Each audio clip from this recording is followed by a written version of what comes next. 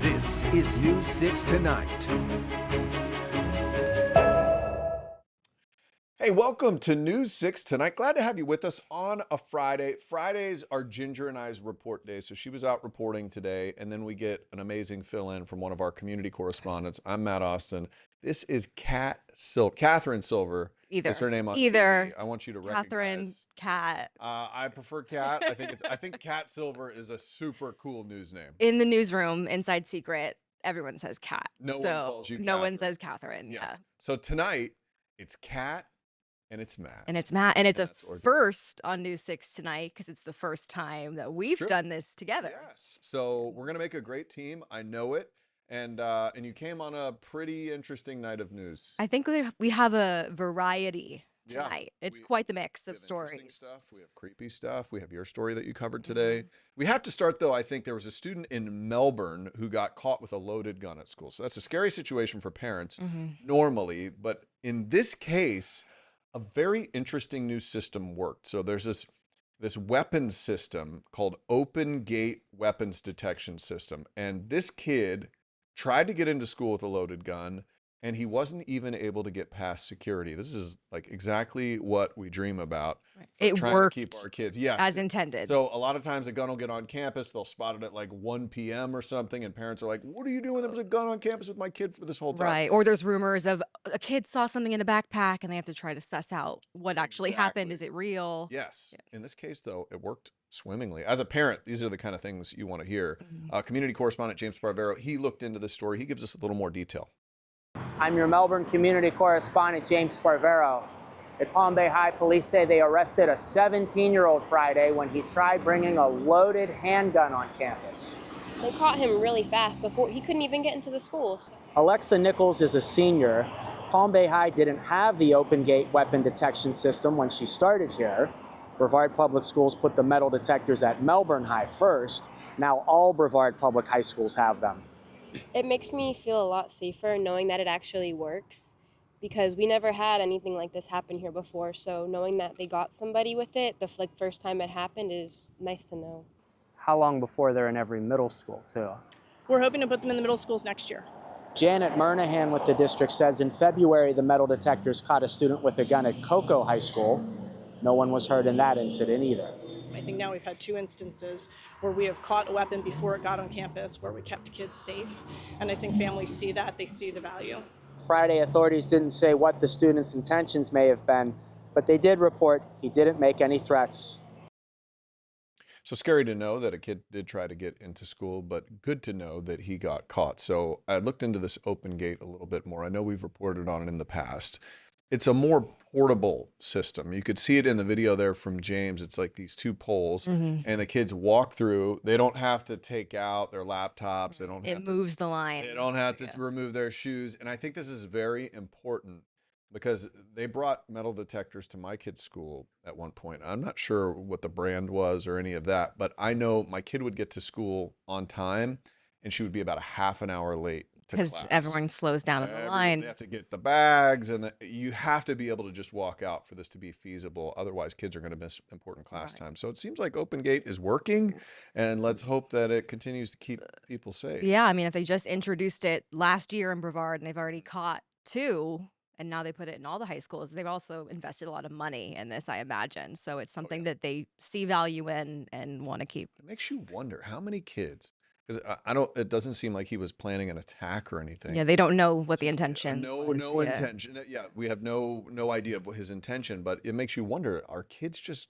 carrying around loaded guns in their backpacks for protection? Do they forget that it was in there? It's a strange thing to see. Yeah, something parents don't want to hear, I'm sure. No, or think about, but we have to. Yeah. You had an interesting story. Yeah, we could today. stay on the coast kind of, because from Brevard up to Volusia. So we had covered a story about this man called Yerson Solarte Basto, and he was a pastor at a church in Sanford. It's the IPUL Pentecostal Church. We had reported in May that he was arrested after allegations of inappropriate behavior, potentially sexual assault involving 2 girls at that church. We just found out this week that now he's facing additional charges in Volusia County. So we went to the jail today where he had a first appearance on these 5 new counts of sexual battery.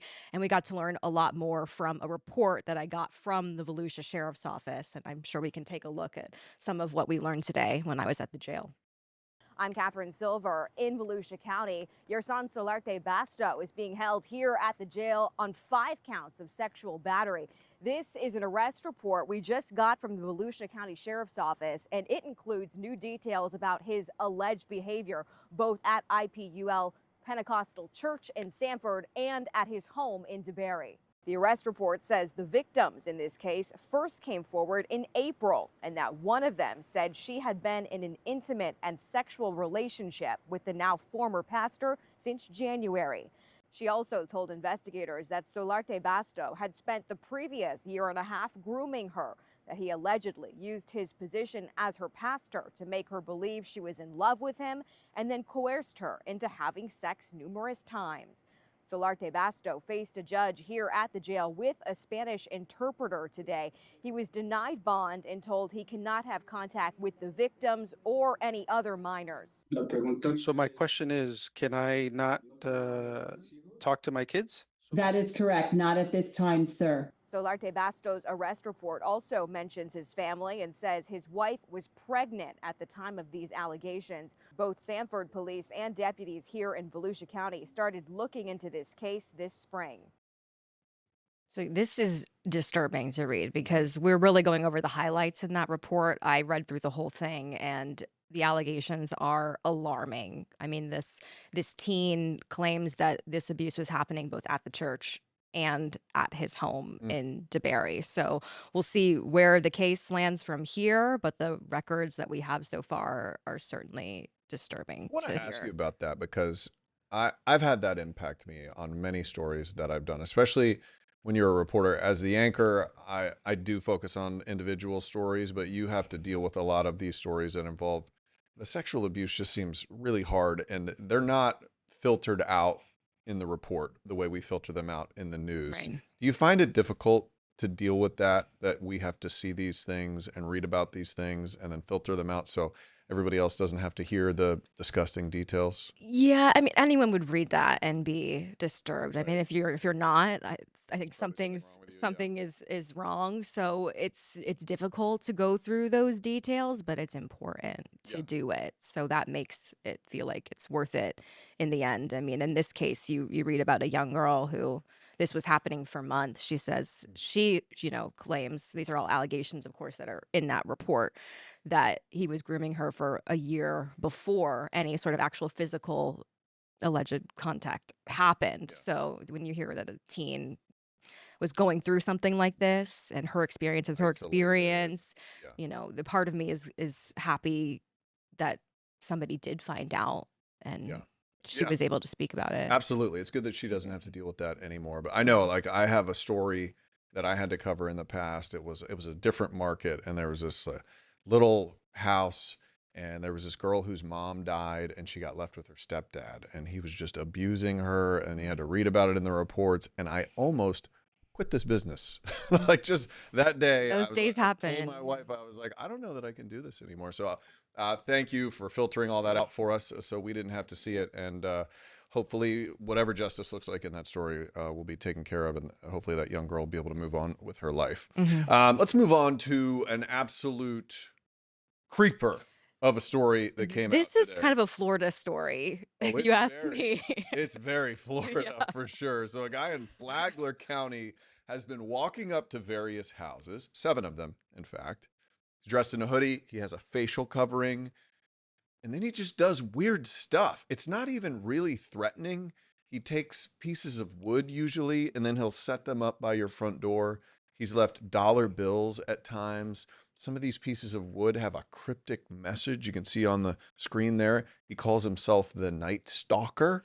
The Midnight The Stalker, Midnight because Stalker. that was included in one of the messages that this family found on their doorstep one day. A piece of wood. I think it said the Midnight Stalker is coming for Palm Coast. Yes. So if you open your front door and you see that, and then you have video of a person leaving it at your door, and several incidents have happened, I can see why this neighborhood has questions about what's going on and what his intentions could be. They definitely have some questions, and they talked to our community correspondent Mike Valenti about it today.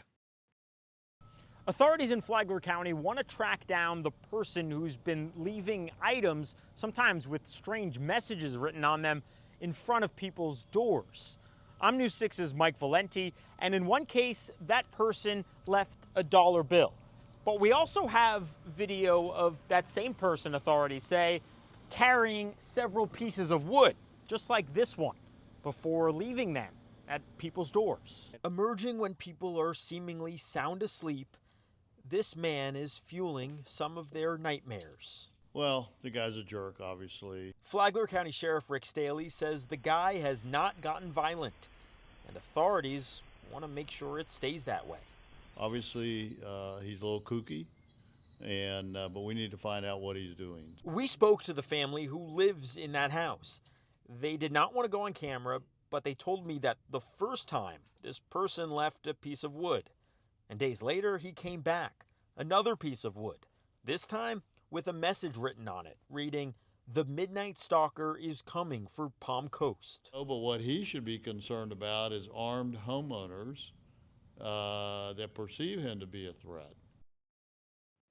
So the sheriff is absolutely right. I think, in my opinion, this is most likely a teen boy. Who's just like getting a kick out of this I think he potentially? just wants to creep everybody out. Maybe some of these houses include. I'd be interested to know if these houses have teen boys, maybe they're friends or teen girls who know this guy. That's just a absolute speculation. Of course. Probably incorrect guess, but just knowing teen boys and the way he was walking and how he was kind of slight build. Yeah. It's all that area though, so what are the chances they would all live close together? It seems kind of like random because I just looked at the names Ryan Drive, Ryberry Drive, Rybar Lane, Rycliffe Drive, and that strikes me as like a Just the neighborhood that all-car would name, subdivision. something like that. Maybe So he just walked around the whole thing and just started placing who wood knows? at random spots. I and just mean, hoping to get a little news coverage for himself. maybe. I want to know what was written on the dollar bill potentially and like Yeah. why a dollar bill? Why a piece of wood? Hey, if you More want to come questions? and leave dollar bills on my At your front patio, house. I mean, I have $3 I I'm prefer trying to pay for it. hundreds, yeah. yeah, yeah. If you could just do stacks, that would be great. But what would you think if you checked your security Oh, footage I and you would- saw a hooded guy out there just randomly placing stuff? I would be alert. I would definitely go to authorities and Yeah. want it documented in some way because, like the sheriff said, you just don't know if this is going to escalate and you don't want it to. So, Yeah. the more that they can do to just deter this and hopefully stop this where it's at and this neighborhood can have some peace again, this would be the ideal situation. One of my neighbors is a Marine, and we have a pact that if somebody is Keep ever an eye after out. us, that we will camp out together and we will find them. Oh my God.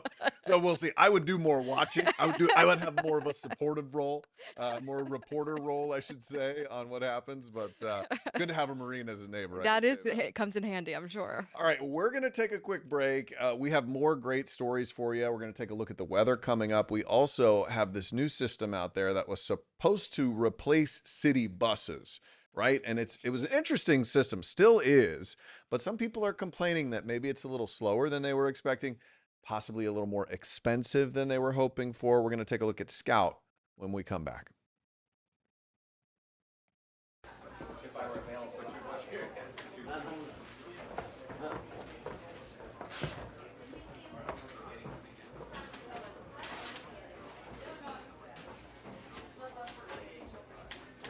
Yeah, and he got the latest from the sheriff just a little while ago, I think. So we'll make sure we have that for News 6 tonight.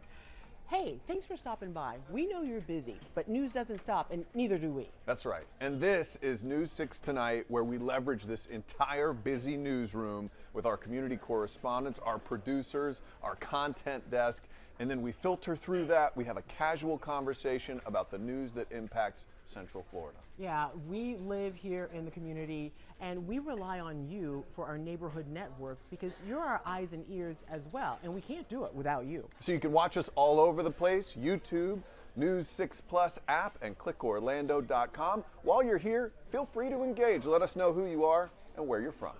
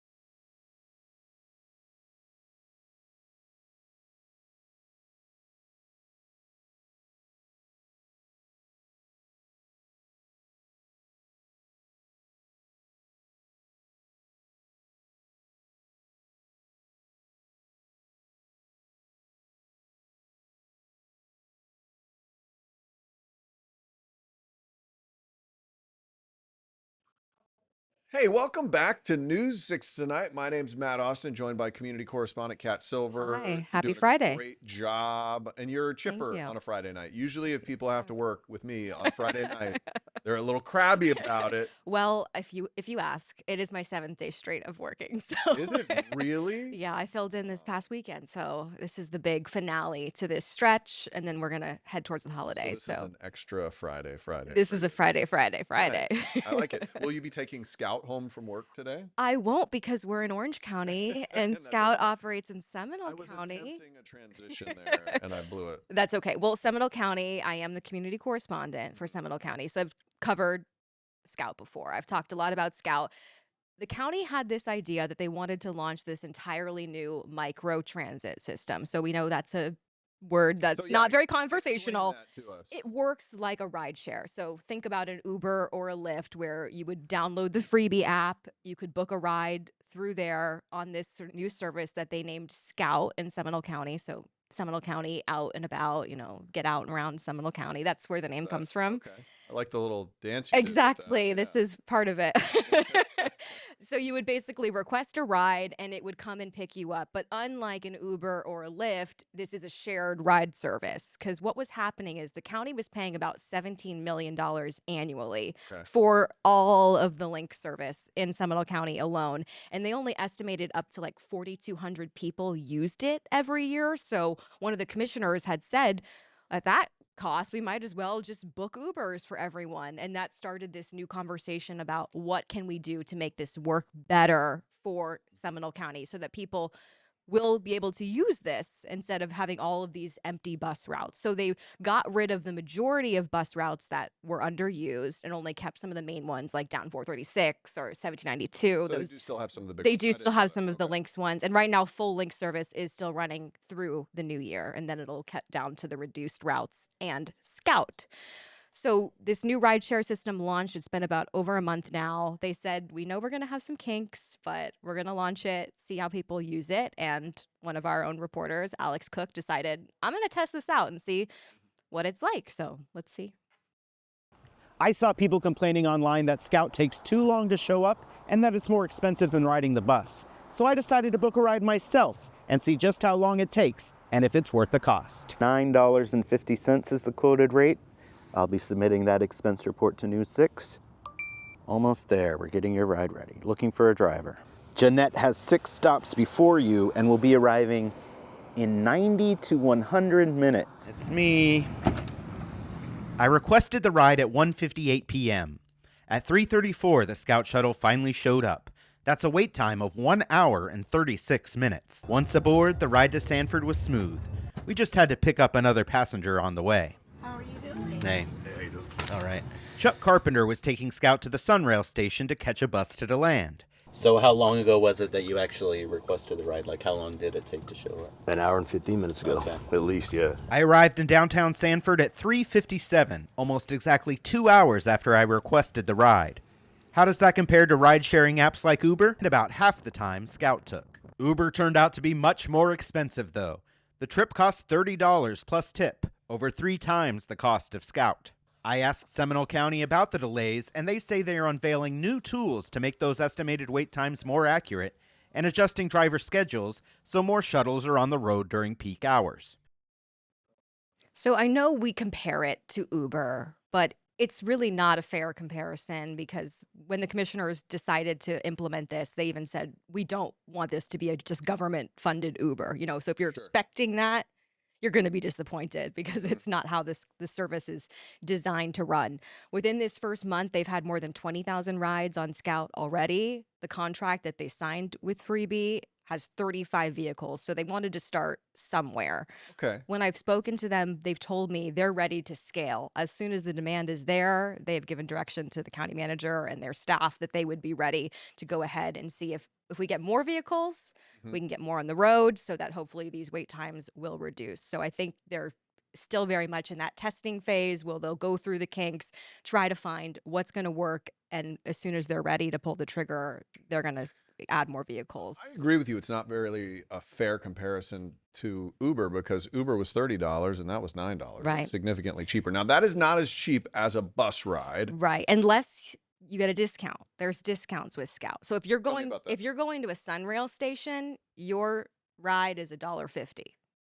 No matter Pick up or where. drop off to a Sunrail. So they're trying to encourage that interconnectivity.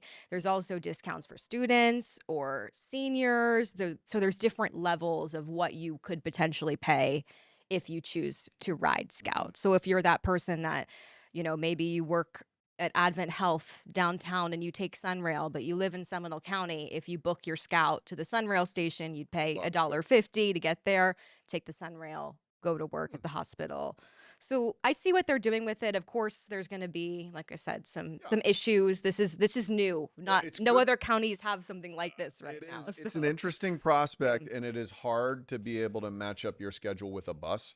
Also pretty impossible to match up your schedule with, I'll pick you up in 90 minutes. That's going to be tricky. And you're not waiting 90 minutes in the sun at the bus stop.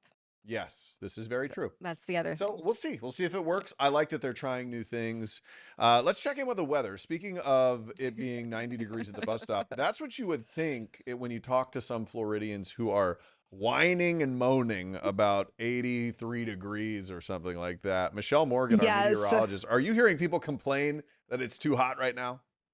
All the time, Matt. We are in November. Everybody is waiting for colder weather. I mean, we had that brief cold snap last week and people loved it. They were so overjoyed. And now temperatures are above average in the 80s, no rain, but we are in our dry season, so that's expected. But it's too toasty. I don't know about you. I mean, I like the warm weather, but it's too warm for November. I would like it a little cooler. I agree. I can agree with that. Yeah, I have some fancy boots I want to wear on a daily basis. Me too. Tell me about it. 2 days was not enough to wear all the fancy boots that Michelle has. No, it wasn't enough at all. But the boots made a quick comeback. And I'm waiting for, some cooler weather to bring that in. But today we saw a daytime high of 83 degrees at the airport. So it was toasty. Normally for this time of the season, our temperatures are in the upper 70s, so around 76, 77 degrees. So you could see that we exceeded that today. As we head into the weekend, there's so many things happening across town.